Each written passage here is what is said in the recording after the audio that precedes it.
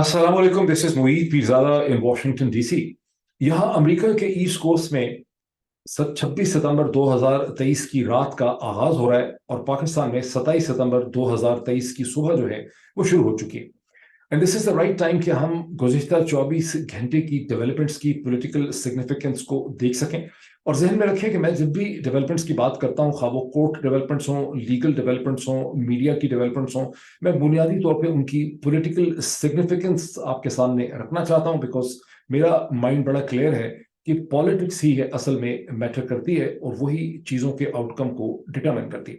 बहुत सी डेवलपमेंट्स हैं, लेकिन सबसे पहले मैं आपको थोड़ा सा बता दूं कि पाकिस्तान के army chief general Asim Munir, जिनके हवाले से मैंने पिछला वीलॉग किया था कि वो मतवक्को हैं कि वो सितंबर के महीना खत्म होने से पहले पहले यहाँ वाशिंगटन आएंगे, वो इस स्टेज पे वाशिंगटन नहीं आ रहे। गुज़िश्ता 48 घंटे में कुछ ऐसा हुआ है कि ये ट्रिप उनका इस स्टेज के ऊपर रीस्केड्यूल हो गया। इसका ये मतलब नहीं है कि वो यहाँ नहीं आएंगे, वो यहाँ जरूर आएंगे, बिकॉज उन्हें अमेरिका की हुकूमत की तरफ से एक ऑफिशियल इनविटेशन एक्सटेंड किया गया है कुछ 4-6 हफ्ते पहले। और पाकिस्तान में भी बहुत से लोग इससे वाकिफ हैं, अमेरिका में भी बहुत से लोग इससे वाकिफ हैं, ये अंडरस्टूड है कि उन्होंने यहाँ आना है। लेकिन इस स्टेज पे ये ट्रिप क्यों रीस्केड्यूल हो गया है और जो कुछ भी हुआ है वो गुज़िश्ता 48 घंटे में ही कोई ऐसी चीज हुई है, इसके हवाले से मैंने खासा जोर लगाने की कोशिश की है समझने के लिए, और जो कुछ मुझे समझ आई है वो मैं आपसे शेयर करूंगा इसी वीलॉग के अंदर। दूसरी वो डेवलपमेंट है जिसको मैं बहुत इंटरेस्ट से देखता हूं, जहां Imran Riaz Khan, prominent television anchor के वकील अली अशफाक साहब, उनके वालिद साहब के साथ मोहम्मद रियाज के साथ लाहौर हाई कोर्ट में चीफ जस्टिस अमीर भट्टी के सामने प्रेजेंट होते हैं। और जो पिटीशन थी इमरान रियाज के वालिद मोहम्मद रियाज की, इमरान रियाज की रिकवरी के हवाले से, उसे वो इनफेक्टिव करार देकर उसे वहां से वो विड्रॉ करते हैं। और वहां जो डिस्कशन होती है और जो वहां पर्सपेक्टिव रखा जाता है वो मैं भी आपके सामने उसको थोड़ा सा डिस्कस करना चाहता हूं। उसके अलावा इमरान रियाज के हवाले से अमरीकी डॉक्टर्स का एक प्रपोजल है कि गिवन द कंडीशन कि इमरान की जो सेहत है, जो उनके स्पीच प्रॉब्लम है, उस हवाले से अमेरिकन डॉक्टर्स क्या चाहते हैं वो भी मैं आपके सामने रखूंगा। लेकिन इससे पहले former prime minister of Pakistan Imran Khan के हवाले से जो दो डेवलपमेंट्स हैं वो मैं आपके सामने रखता हूं।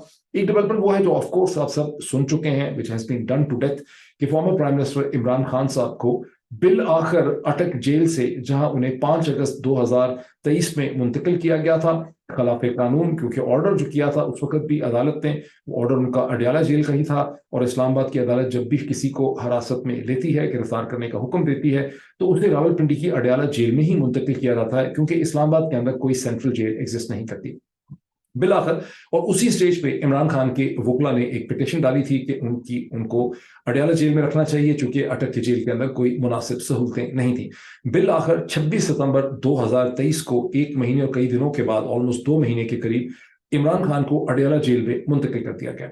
अब बड़ी इंटरेस्टिंग बात यह है कि जब इमरान खान को अडयाला जेल में इस स्टेज के ऊपर मुंतकिल किया गया है, तो इमरान खान ने खासा इस पर प्रोटेस्ट किया है और हैरानगी का इजहार किया है। और ये चीज आपको पीटीआई का जो ऑफिशियल एक बुलेटिन चैनल है उसके ऊपर भी आपको ये खबर नजर आएगी। और खुद लतीफ खोसा साहब ने, जो इमरान खान के वकील हैं, कॉन्स्टिट्यूशन एक्सपर्ट हैं, जब उन्होंने एक मुख्तसर प्रेस टॉक की, बहुत इंटरेस्टिंग प्रेस टॉक, उसका मैं फिर जिक्र करता हूँ, अटक जेल के बाहर खड़े होकर अखबारी नुमाइंदों से, मीडिया के लोगों से जो प्रेस टॉक की, उस पर लतीफ खोसा साहब ने इसे एडमिट किया कि इमरान खान ने खासा प्रोटेस्ट किया और उन्होंने मतलब कहा कि मुझे क्यों यहाँ पे, मैं तो बड़ा एडजस्ट हो चुका हूँ, मैं बड़ा खुश हूँ अटक जेल के अंदर।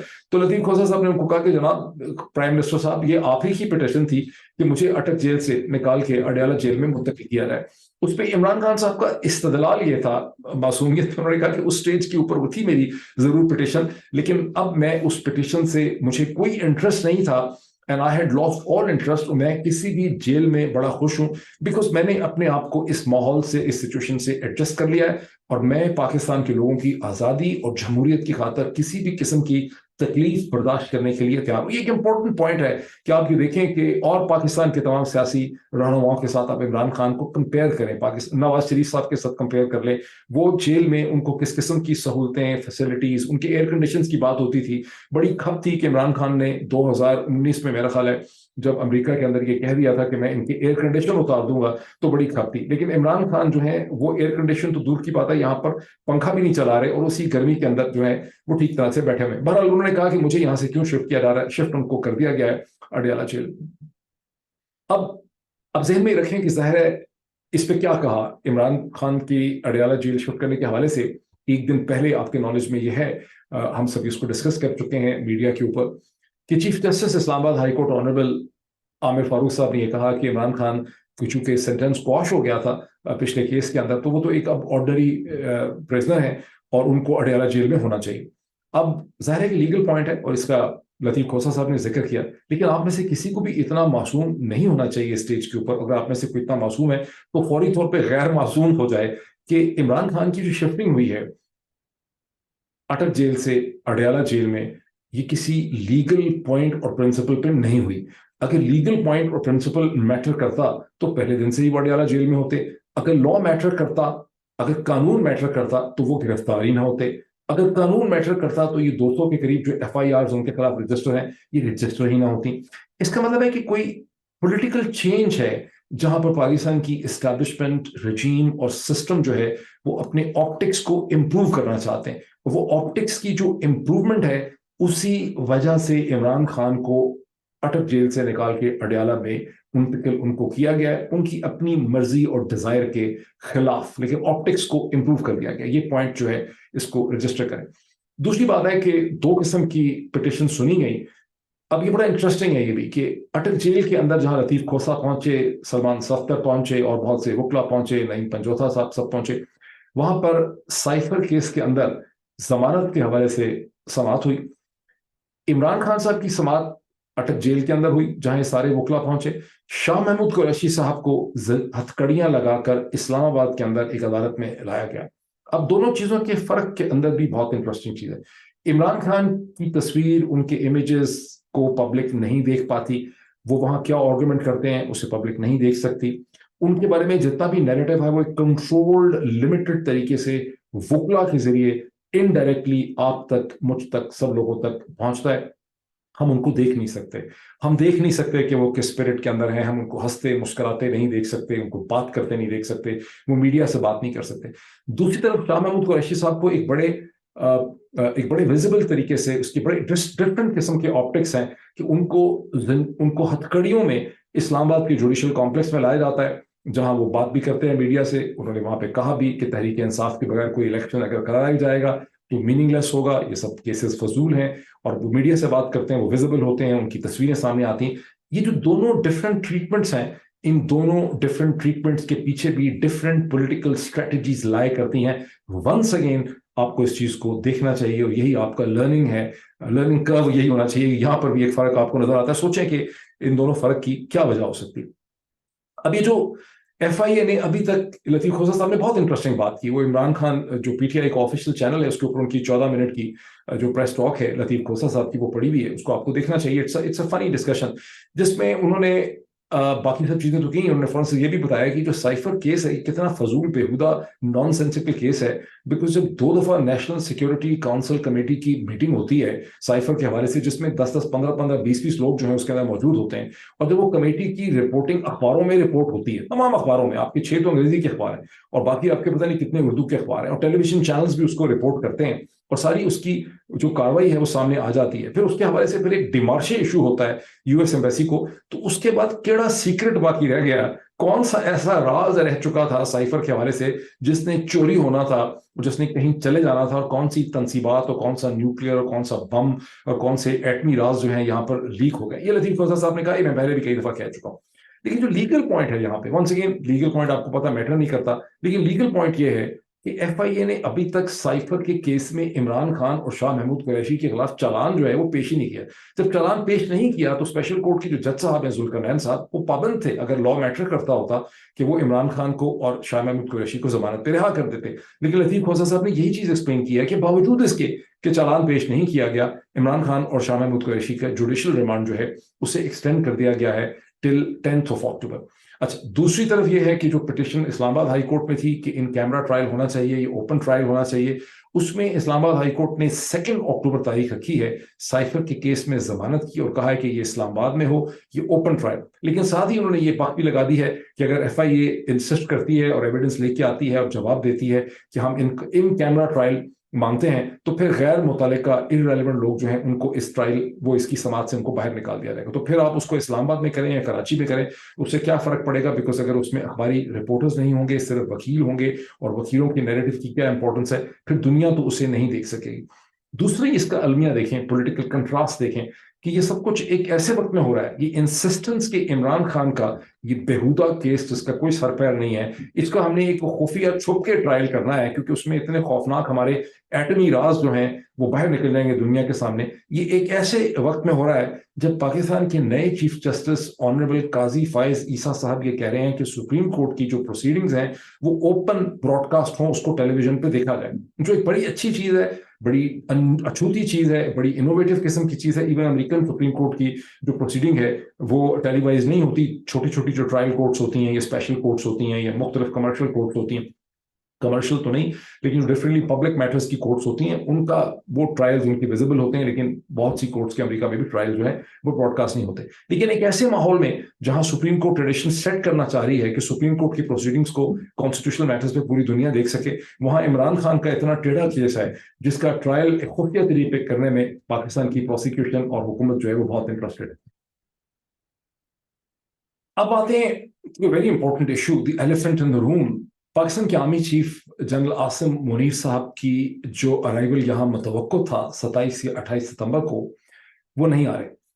وہ کیوں نہیں آ رہے؟ میں نے بہت زور لگایا, میں نے بہت بات کرنے کی کوشش کی ہے, میں نے بہت کوشچنز اس حوالے سے پوچھے ہیں, لیکن جو چیز کنفرمڈ ہے یہ کہ آفیشیل انویٹیشن ان کا ایگزسٹ کرتا ہے جو 4-6 ہفتے پہلے ان کو دیا گیا تھا, اس کا پورا ایک اسکیڈول بنا ہوا ہے. لیکن کوئی ایسا ڈس ایگریمنٹ ہے دونوں سائڈز کے درمیان میں جو شاید ریزالو نہیں ہو سکا. کوئی ایسی ایکسپیکٹیشنز ہیں from one of the other side. یہ بھی مجھے نہیں کلیئر کہ وہ ایکسپیکٹیشنز کس کی ہیں, لیکن میں اسپیکولیٹ کیا کر رہا ہوں. میرا یہ خیال ہے کہ وہ ایکسپیکٹیشنز امریکن سائڈ سے ہیں. امریکن سائڈ کی کچھ نہ کچھ ایسی ایکسپیکٹیشنز یا ڈیمانڈز ہیں جو ان کو لگتا ہے کہ پوری نہیں ہوئی, اور وہ چاہیں گے کہ جنرل عاصم منیر پہلے ان توقعات پہ پورے اتریں اور پھر وہ یہاں پہ آئیں. یہ میرا ٹوٹل اپنا انالیسس ہے after talking to several people. جو پتہ مجھے چلا ہے اس میں 2 پوائنٹس آف ویو ہیں. ایک پوائنٹس آف ویو ہے کہ بہت جلدی یہ ری اسکیڈول ہوگا اور 20 اکتوبر سے پہلے وہ یہاں پہ واشنگٹن میں ہوں گے. دوسرا پوائنٹ آف ویو ہے کہ یہ چیز لٹک گئی ہے اور یہ شاید اگر لٹکتی رہے گی اور کہیں دسمبر سے پہلے یہ چیز نہیں ہو سکے گی. اچھا, اب یہ بھی ہوتا ہے کہ جتنا چونکہ واشنگٹن بزی ہے, واشنگٹن پوری دنیا کا دارالخلافہ ہے, خالی امریکہ کا دارالخلافہ نہیں ہے, اور یہاں دنیا سے خالی ڈیل نہیں کرنا, امریکہ کے اندر بھی ایک وقت پڑا ہوتا ہے, کارپوریشنز کو انٹرنل پالیٹکس ہوتی ہے, بہت سے جھگڑے یہاں پہ چل رہے ہوتے ہیں, اور ایک دفعہ جب ایک اسکیڈول مس ہو جائے, کیونکہ اسکیڈول ہوتا ہی 2 دنوں کا اسکیڈول ہونا ہے, 2-2.5 دنوں کا, تو جب ایک دفعہ وہ اسکیڈول مس ہو جاتا ہے تو اس کو ری اسکیڈول ایسا نہیں ہے جس طرح سے لاہور کراچی میں کوئی چیز اگلے دن ری اسکیڈول ہو سکتی ہے. یہاں اس چیز کو ری اسکیڈول ہوتے کئی ہفتے لگ جاتے ہیں. تو ٹرپ ان کا ہونا ہے, اس نے ری اسکیڈول اب ہونا ہے, اور اس سے پہلے کچھ نہ کچھ چیزوں نے طے پانا. میرا یہ خیال ہے, جیسے میں نے کہا کہ میرا پیور انالیسس ہے, کہ امریکن سائڈ کی کچھ ایکسپیکٹیشنز ہوں گی جو پوری نہیں ہوئی. وہ میں کیوں کہہ رہا ہوں؟ دونوں سائڈز کو اگر آپ دیکھیں, پاکستان کی ملٹری اسٹیبلشمنٹ کو دیکھیں جس کی آف کورس امریکہ کے لیے بہت امپورٹنس ہے. میں تھوڑا سا آپ کو اس کی وضاحت بھی کر دوں بیک گراؤنڈ کے طور پہ. گزشتہ 8-9 مہینے میں 10 مہینے میں میری بہت سے لوگوں سے ملاقات ہوئی, جس میں کچھ آفیشلز ہیں, کچھ سینی آفیشلز ہیں, کچھ لوگ ویسے پولیٹیکل پروسیس کے قریب ہیں. اس میں ایک کانسٹنٹ چیز کو بار بار دہرایا گیا, وہ یہ ہے کہ پاکستان کی ملٹری اسٹیبلشمنٹ امریکہ کے لیے بہت اہمیت رکھتی. اس کی وجہ یہ ہے کہ امریکہ جس طرح سے گزشتہ 70 سال میں یا 60 سال میں پاکستان کو دیکھتا ہے, وہ سمجھتے ہیں کہ پاکستان سے اگر ان کو کوئی پاکستان کے اندر کی ڈلیوری چاہیے یا ریجنل ڈلیوری چاہیے, افغانستان کے حوالے سے, ہندوستان کے حوالے سے, ایران کے حوالے سے, مشرق وسطیٰ کے حوالے سے, انٹرنل پالیٹکس میں ان کو کوئی چیز کچھ بھی چاہیے امریکہ کو, تو اس کو ڈلیور صرف GHQ کر سکتا ہے. پاکستان کے اندر کوئی ایسا اور انسٹیٹیوشن ہے ہی نہیں جسے پاکستان کے معاملات میں کنٹرول حاصل ہو اور جو ریجن میں کوئی چیز ڈلیور کر سکے. تو امریکہ کی تمام تر جو توقعات ہوتی ہیں اور ان کا جو پرائمل فنڈامنٹل ریلیشن شپ ہے, بنیادی ریلیشن شپ ہے, وہ پاکستان کی فوج کے ساتھ ہے. وہ پاکستان کے کسی ایک پرٹیکولر آرمی چیف کے ساتھ نہیں ہوتا. انہیں اس سے کوئی فرق نہیں پڑتا کہ آرمی چیف کون ہے, उनको एक आर्मी चीफ चाहिए जो इन कंट्रोल हो, और उस आर्मी चीफ के साथ ही उन्हें डील करनी होती है। सो मच सो कि मुझे बाज़ लोगों ने ये भी कहा कि हमें कोई फ़र्क ही नहीं पड़ता कि पाकिस्तान में कौन सी हुकूमत है, इमरान खान की है या नवाज शरीफ की है या बिलावल की है या किसी और की है, हमें तो डिलीवरी चाहिए, और वो डिलीवरी हमें GHQ से मिल सकती है। मैं आपको बहुत इंटरेस्टिंग एक वाकया भी रिकैप कर सकता हूँ। Somewhere in the November of 2014 Karachi के अंदर बहुत खूबसूरत, बहुत ही ज़बरदस्त एक यूनिवर्सिटी है, हबीब यूनिवर्सिटी। उन्होंने मुझे इन्वॉल्व किया इन अ डिस्कशन, जो टेलीवाइज डिस्कशन थी, जो रिकॉर्ड हुई प्रोफेसर वली नसर के साथ, जो उस वक्त अभी भी वो हैं जॉन हॉपकिंस यूनिवर्सिटी के साथ, लेकिन उस वक्त प्रोफेसर डॉक्टर वली नसर जो ईरानियन ओरिजिन के अमेरिकन है, बहुत सी किताबों के ऑथर है, ब्रिलियंट मैन, उनका ये एक सेमिनार था जो हबीब यूनिवर्सिटी के स्टूडेंट्स के साथ मैंने रिकॉर्ड किया ARY न्यूज़ के लिए। बाद में किसी वजह से चल नहीं सका, लेकिन उस डिस्कशन के दरमियान मेरे क्वेश्चन आंसर हो रहे थे, तो उनसे पाकिस्तानी स्टूडेंट्स ने, हबीब यूनिवर्सिटी के स्टूडेंट्स ने पूछा कि प्रोफेसर वली नसर, क्या वजह है कि अमेरिका की जो हुकूमतें होती हैं, गवर्नमेंट्स होती हैं, एडमिनिस्ट्रेशंस होती हैं, उनका पाकिस्तान में, वो जब भी कोई फौजी हुकूमत होती है तो उसके साथ उनके बहुत अच्छे ताल्लुकात होते हैं, लेकिन पाकिस्तान की जो डेमोक्रेटिकली इलेक्टेड सिविलियन गवर्नमेंट्स होती हैं, उनके साथ अमेरिका के ताल्लुकात बन नहीं पाते। तो वली नसर साहब ने कहा कि देखें, बड़ा इंटरेस्टिंग क्वेश्चन था, बहुत एक पॉज का मोमेंट आया, और प्रोफेसर वली नसर ने बहुत सोच के ये कहा कि हर इंटरनेशनल रिलेशनशिप के अंदर एक क्विड प्रो को होता है। You have to deliver for both sides, यानी आपका रिलेशनशिप का मतलब है कि आपने कुछ डिलीवर करना होता है, और पाकिस्तान में कौन डिलीवर कर सकता है? पाकिस्तान में सिर्फ मिलिट्री ही डिलीवर कर सकती है। तो इस बैकग्राउंड को आपको ज़हन में रखना चाहिए कि क्या सिग्निफिकेंस है जनरल आसिम मुनीर और अमेरिका, यानी पाकिस्तान के आर्मी चीफ की, GHQ की और अमेरिका के रिलेशनशिप की। हैविंग सेड दिस, ये तो एक बैकग्राउंड मैंने आपको दे दिया। अब मैंने पिछला जब ये वीलॉग किया तो ट्विटर के ऊपर भी बहुत से लोगों ने, और इस यूट्यूब का जो चैनल है जो वहाँ पे मेरा प्रोग्राम मैंने रखा, उसके ऊपर भी बड़ी क्रिटिसिज्म लोगों की थी कि यार डॉक्टर मोईद, आप अजीब अहमक हैं, नाइव हैं, आप जो है एक पाइप ड्रीम है आपकी, आपने ख्यालात की दुनिया बनाई हुई है, और अमेरिका ने ही तो ये सारा प्रॉब्लम पैदा किया है, अमेरिका ही तो रजीम चेंज के लिए रिस्पॉन्सिबल है, ये सारे मसाइल जो हैं ये अमेरिका की वजह से हैं, और आप ये एक्सपेक्ट कर रहे हैं कि बाइडन एडमिनिस्ट्रेशन जो है वो कोई ह्यूमन राइट के ऊपर आसिम मुनीर को कुछ, जनरल आसिम मुनीर साहब को कुछ कहेगी, या उनको डेमोक्रेसी के हवाले से कहेगी, इलेक्शन के हवाले से कहेगी। ऐसा कुछ भी नहीं होगा, वो सिर्फ अपने इंटरेस्ट को सिक्योर करेंगे। असम्पशन ये है कमेंट करने वालों की कि मैं इतना नादान हो गया हूँ, इतना बेवकूफ़ हो गया हूँ, इतना अहमक हो गया हूँ, सब कुछ भूल गया हूँ जो मैं पहले से कहता चला आया हूँ, अचानक मेरा माइंड कोई सॉफ्टवेयर अपडेट हो गया, माइंड मेरा रिवाइंड हो गया है, मतलब एक जैसा आईफोन को आप अपडेट कर देते हैं, ऐसा कुछ भी नहीं है।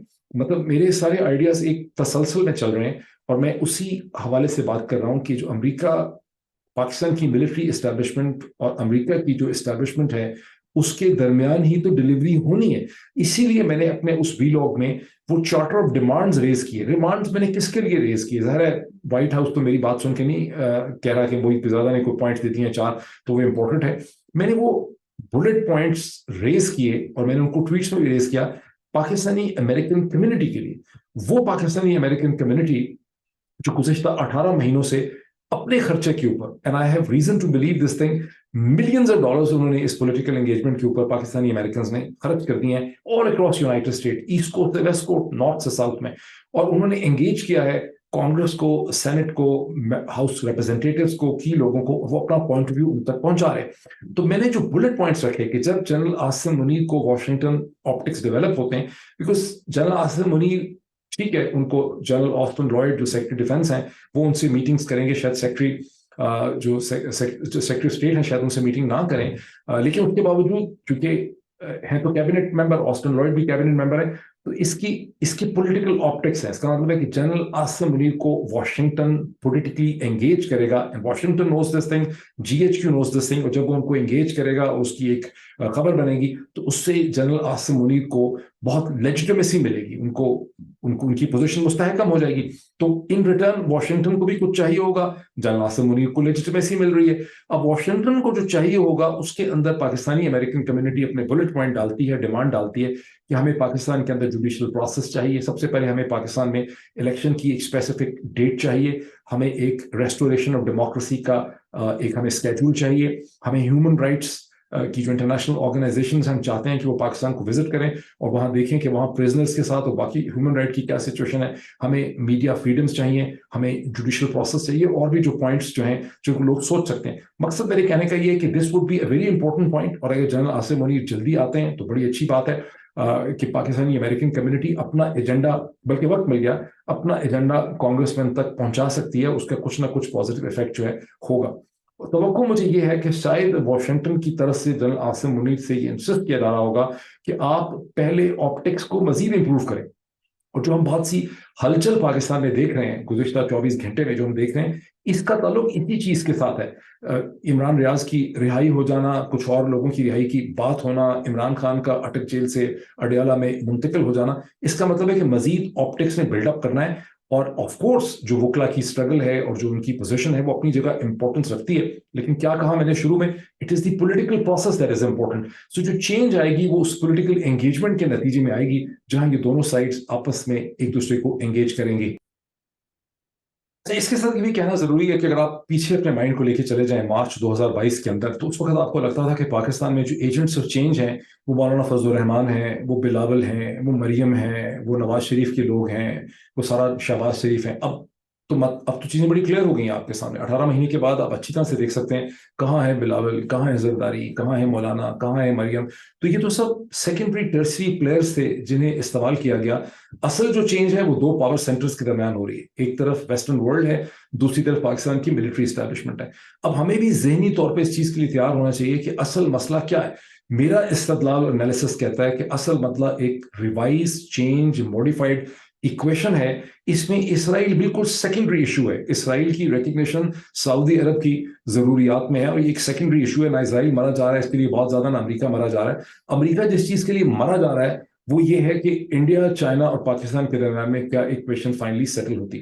اس چیز کے لیے ہمیں ذہنی طور پہ تیار ہونا چاہیے. میرا آرگومنٹ یہ ہوگا, جیسے آپ میں سے بہت سے لوگوں کا آرگومنٹ ہے, کہ جو بھی ایک نئی ارینجمنٹ چاہیے امریکہ کو, وہ بات ایک پاکستان کی پاپولرلی الیکٹڈ گورنمنٹ کے ساتھ وہ ڈیل ہونی چاہیے. وہ ایک نان ریپرزینٹیٹیو قسم کی جو گورنمنٹس اور سیٹ اپ ہیں, میں سمجھتا ہوں کہ یہ کیئرٹیکر کی تو آف کورس کوئی حیثیت نہیں ہے. اور بات ہے کہ انوار الحق کاکڑ صاحب ایسے لگ رہا ہے کہ وہ تو بہت ہی اپنے آپ کو امپورٹنس دے رہے ہیں, لیکن اس کیئرٹیکر سیٹ اپ کی کوئی امپورٹنس نہیں ہے, اور نہ ہی ایک انلیجیٹمیٹ گورنمنٹ کی کوئی امپورٹنس ہوگی. اگر ایک جعلی, مینجڈ, رگڈ, تھورلی رگڈ الیکشن کروا کے آپ نواز شریف کو پرائم منسٹر بنا دیتے ہیں یا مریم کو پرائم منسٹر بناتے ہیں, تو ان کی کیا ایسی حیثیت ہوگی کہ وہ امریکہ, پاکستان اور چائنا کے درمیان کسی ایکویشن کے اوپر ڈاٹڈ لائن پہ سائن کر سکیں. وہ سائن تو ایک پاپولرلی الیکٹڈ گورنمنٹ کو کرنے ہوں گے, جسے پاکستان کے لوگوں کے اعتماد کو لے کر چلنا ہوگا. اور اس کے لیے یہ بھی ضروری ہے کہ آپ لوگ سوچیں تو صحیح کہ اصل ایشوز کیا ہے. آپ میں سے بہت سے لوگ سوچ رہے ہیں شاید کہ نعرے مار کر اور پھر ایک نیا الیکشن ہو جائے گا اور الیکشن میں لوگ نکل آئیں گے اور عمران خان کو پرائم منسٹر الیکٹ کر لیں گے. تو اگر ایسا ہو بھی جائے, in a fantasy world of Cinderella world they lived happily ever after, اگر ایسا ہو بھی جائے تو وہ عمران خان جس کے ساتھ نہ کوئی انٹرنل فورسز ہیں, اگر اس کے ساتھ جی ایچ کیو نہیں کھڑا, اس کے ساتھ امریکہ نہیں کھڑا, اس کے ساتھ چین نہیں کھڑا, اس کے ساتھ مشرق وسطیٰ کے اسٹیک ہولڈرز نہیں کھڑے, اس کو اکنامک سپورٹ نہیں ہے, تو وہ عمران خان کیا ڈیلیور کرے گا. تو یہ ایشوز بھی آپ کو سوچنے کی بہت زیادہ ضرورت ہے. اب کمنگ ٹو دس, تھوڑا سا میں ایک اور ڈفرنٹ پوائنٹ بھی آپ کے سامنے رکھنا چاہتا ہوں. اچھا, اب اسی آرگومنٹ کو آگے بڑھاتے ہیں. کیش اسٹریپڈ پاکستان کی اگر ویسٹ مدد کرے گا, کیش اسٹریپڈ عمران خان کی بھی مدد کرے گا, تو کن ٹرمز اینڈ کنڈیشنز پہ کرے گا؟ اس کوشچن کو اپنے ساتھ آپ کو ذہن میں رکھنا چاہیے. اچھا, اس سے نتھی, اس پوری ڈیبیٹ سے نتھی ایک بڑا پینفل پوائنٹ ہے جس کے اوپر ریفلیکشن کرنے کی بڑی سخت ضرورت ہے. اسی سے جڑا ہوا ہے. جب کینیڈا میں ہردیپ سنگھ نجار کے قتل کے بعد میں نے ایک دو ویلاگ کیے, تو ایک سے زیادہ لوگوں نے, خاصے لوگ, درجن بھلا لوگوں نے ایک کامنٹ لکھا, او بھائی ایم بی ایس کو بھی مار ڈالا تھا تو ویسٹ نے کیا کر لیا, امریکہ نے کیا کر لیا, ایم بی ایس جو ہے وہ دندناتا پھر رہا ہے. میرا کوشچن یہ ہے کہ آپ سب یہ کیوں توقع کرتے ہیں کہ جتنی بھی اچھی چیزیں ہیں وہ ویسٹ کو کرنی چاہیے؟ ہم سب نے اور مسلم دنیا نے کتنی اچھی چیزیں کی ہیں. جب ایم بی ایس نے قتل کرا دیا استنبول کے اندر, ترکی کے اندر, محمد بن اس کا جمال خشوگی کا, I think some where around 2 اکتوبر 2018, تو مسلم دنیا سے کیا آواز اٹھی؟ کتنی مسلم دنیا کی حکومتیں ہیں ترکی کو چھوڑ کے, جس کے اندر یہ قتل کیا گیا تھا, جنہوں نے اس پہ کوئی پوزیشن لی. کتنے مسلم دنیا کی ہیومن رائٹ آرگنائزیشنز تھیں, کتنے وہاں پہ ذرائع ابلاغ تھے, کتنے اخبار, کتنے ایڈیٹر, کتنے کالمنسٹ, کتنی ایسوسیشنز نے پاکستان کو اٹھا لے, باقی مسلم دنیا کو بھول جائیں. کیا پاکستان کے اندر کوئی ایسے ہیومن رائٹ کے گروپ تھے جنہوں نے کوئی بہت زیادہ مطالبہ کر دیا؟ یا اسے کہتے ہیں پاکستان کے لوگوں نے یہ کہا, آپ سب میں سے لوگوں نے کہا, آپ کے ماں باپ نے, انکل چچا سب نے یہ فیصلہ کیا, آپ لوگوں نے یہ فیصلہ کیا کہ چونکہ سعودی عرب کے کراؤن پرنس نے اتنا ظالمانہ کام کیا ہے جو اللہ اور اس کے رسول کی تمام ہدایات کے خلاف ہے, یہ آدمی قاتل ہے, یہ فاسق ہے, یہ جابر ہے, تو اس سال یا اگلے سال ہم حج پہ نہیں جائیں گے, عمرے پہ نہیں جائیں گے, ہم سعودی حکومت کے ریونیو میں اضافہ نہیں کریں گے, بیکاز جب تک یہ اس کی معافی نہیں مانگتا یا اس کی کوئی تلافی نہیں کرتا یا اس کو ہٹایا نہیں جاتا تو ہم کوئی ریئیکشن کریں گے. کیا آپ نے کیا؟ آپ نے کہا نہیں, ہم نے کوئی ریئیکشن نہیں کرنا, ہم سارے تو بالکل اللہ واسطے ویلے فارغ ہے, ہمارا کام ہی نہیں ہے انسانی حقوق کے بارے میں سوچنا, انصاف کے بارے میں سوچنا, لا کی پروسیس کے بارے میں سوچنا, ظلم کے بارے میں سوچنا. یہ مسلمانوں کا کام نہیں, یہ کام کرنا ہے صرف گوروں نے, امریکیوں نے, یہودیوں نے, نیلی آنکھوں والوں نے, بلانڈ بالوں والوں نے یہ کام کرنا ہے. ہمارا اس سے کیا تعلق ہے؟ ہمارا کیا تعلق ہے کہ محمد بن سلمان ٹکڑے کر دے, اس کو پلاسٹک کے بیگ میں جمال خشوگی کو ڈال دے؟ تو ہوا کیا, کچھ فیکٹس آپ کے سامنے میں ریمائنڈ کرا دوں آپ کی یاد کے لیے, کہ جب جمال خشوگی کے ٹکڑے کر دیے گئے تو ترکی نے شور مچایا, اور پھر اس کے بعد ساری جو ویسٹرن ورلڈ تھی اس نے محمد بن سلمان کا بائیک آؤٹ کر دیا. ایم بی ایس کے لیے کہیں یورپ میں جانا, کسی سے ہاتھ ملانا, کسی لیڈرشپ کے اگر کوئی انویٹیشن ٹرپس کے تھے تو کینسل ہو گئے, کہیں جانا اس کا بڑی دیر تک, بڑے مہینوں تک وہ ایک آئسولیشن کا شکار ہو گیا. اور محمد بن سلمان نے اپنی تجوریوں کے منہ کھول دیے پہلے ٹرمپ ایڈمنسٹریشن کی لائلٹی بائی کرنے کے لیے, بیکاز نومبر 2018 کے اندر امریکہ کے سینٹرل انٹیلیجنس ایجنسی نے یہ ڈٹرمن کیا کہ ایم بی ایس ہی ریسپانسبل ہیں جمال خشوگی کے قتل کے لیے. لیکن ایم بی ایس نے انگیج کیا کہاں؟ مسلم دنیا کو. سب سے پہلے کہاں انگیج کیا؟ سب سے پہلے ایم بی ایس نے انگیج کیا پاکستان کو, اور prime minister of Pakistan Imran Khan کو یہ کہا کہ آپ میری آئسولیشن ختم کرنے کے لیے, میری مدد کرنے کے لیے سعودی عرب آئیں. بائی 20 اکتوبر یہ چیز ویزیبل تھی, جمال خشوگی کا الزام لگ چکا تھا ایم بی ایس پہ, اور 22, 23 اور 24 کو prime minister of Pakistan Imran Khan ایک بہت بڑا ڈیلیگیشن لے کر پہنچے ایم بی ایس کو لیجیٹیمیسی دینے کے لیے, اس کی آئسولیشن ختم کرنے کے لیے. اور میں واقف ہوں دونوں کی انٹرنل ڈیبیٹ سے جو اسلام آباد میں ہوئی. اس کے بعد فروری میں محمد بن سلمان پاکستان, ہندوستان اور چین کے دورے میں آئے. ایم بی ایس کو لیجیٹیمیسی دی ہندوستان نے, پاکستان نے, مسلم دنیا نے, چین نے, روس نے, ویسٹ نے نہیں دی. ان دی اینڈ ویسٹ مجبور ہو گیا جب ایم بی ایس نے اپنا خرچہ کر کے, اور اپنے ایم بی ایس کی ڈائریکشن ہی وہاں سے بدلی, ایم بی ایس کی جو ساری اسٹریٹجک ڈائریکشن بدلی ہے, چین, روس سے آگے پیچھے, انڈیا, وہ پرنسپلی طور پہ وہاں سے بدلی. مسلم دنیا نے کیا کیا؟ کچھ نہیں کیا آپ میں سے کسی نے. مطلب یہ تو آپ لوگوں نے تو یہ ساری چیزیں آپ نے امریکہ کے حوالے کی ہیں. یہ اور بات ہے کہ ویلے فارغ قسم کے ایک منافقانہ آرگومنٹس جو ہیں وہ شروع کر دیے جاتے ہیں کہ امریکہ نے کیا کیا. اگر آپ سے سوال پوچھا جائے کہ ٹونی بلنکن میں اور بائیڈن میں اور ایم بی ایس میں کون بہتر آدمی ہے, میرا ووٹ کلیئرلی ہے کہ امریکہ کا صدر جو ہے وہ ایک بہتر انسان ہے, امریکہ کا سیکرٹری آف اسٹیٹ ایک بہتر انسان ہے, امریکہ کے جتنے بھی آفیشلز ہیں ان میں سے کوئی بھی اپنے دشمنوں کے ٹکڑے نہیں کروا رہا قتل کروا کے, تو وہ ان سے انسانی لیول پہ بہت زیادہ بہتر ہے. مسلم دنیا کی لیڈرشپ کے تو حالات بہت ہی عجیب و غریب ہے. اچھا, ایک اس میں چھوٹی سی میں ذاتی چیز بھی ڈال دوں. آپ سب کے نالج میں ہے کہ پاکستان کی حکومت نے ایک عجیب غریب قسم کے نان سینسیکل, سر پہ کوئی نہیں ہے, دہشت گردی کے کیس بنائے ہوئے ہیں میرے اوپر, ثابت شاکر پہ, شاہین سبائی صاحب پہ, وجاہت سعید پہ, اور بھی جرنلسٹ پہ جیسے کینیڈا میں مہدی صاحب ہیں ان پہ, میجر عادل, ہم سب پہ دہشت گردی کے کیس بنائے ہوئے. ٹھیک, اتنی آرگنائزیشنز ہیں مسلم دنیا میں. پاکستان کے اندر ہیومن رائٹ کمیشن نے, میرا نہیں خیال اس کے اوپر کوئی پوزیشن انہوں نے لی ہے, میرا نہیں خیال کہ اسلامی دنیا کے کسی اخبار نے اس کے اوپر کوئی اداریہ یا کالم لکھا ہے, یا پاکستان میں کسی اخبار کوئی توفیق ہوئی ہے کوئی اداریہ لکھ دیتا اس کے اوپر ایک پروٹیسٹ نوٹ لکھتا ہے, کوئی کالمنسٹ لکھتے کہ یہ واحد کیسز ہیں, ان کا کوئی سر پیر نہیں. کون بولا ہے؟ ہمارے کہے بغیر نہیں. ایمنیسٹی انٹرنیشنل بولی ہے, کمیٹی ٹو پروٹیکٹ جرنلسٹ بولی ہے, رپورٹر سان فرنٹیئر بولا ہے, ہیومن رائٹ واچ اس پہ بولی, سب نے اس کے حوالے سے خط لکھے ہیں, ٹویٹ کیے ہیں, اس کے اوپر پوزیشن لی.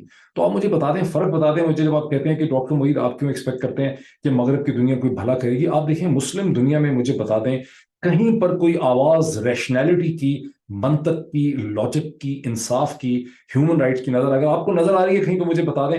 مجھے تو ہاف ڈیسنٹ گورنمنٹ صرف ملیشیا میں نظر آتی ہے. ملیشیا کو چھوڑ کے جہاں پر بہت بڑی تعداد میں چائنیز مائنورٹی پائی جاتی ہے, مجھے کہیں مسلم دنیا کے اندر ہاف ڈیسنٹ ریشنل گورنمنٹ جو ہے وہ نظر نہیں آ رہی مجھے.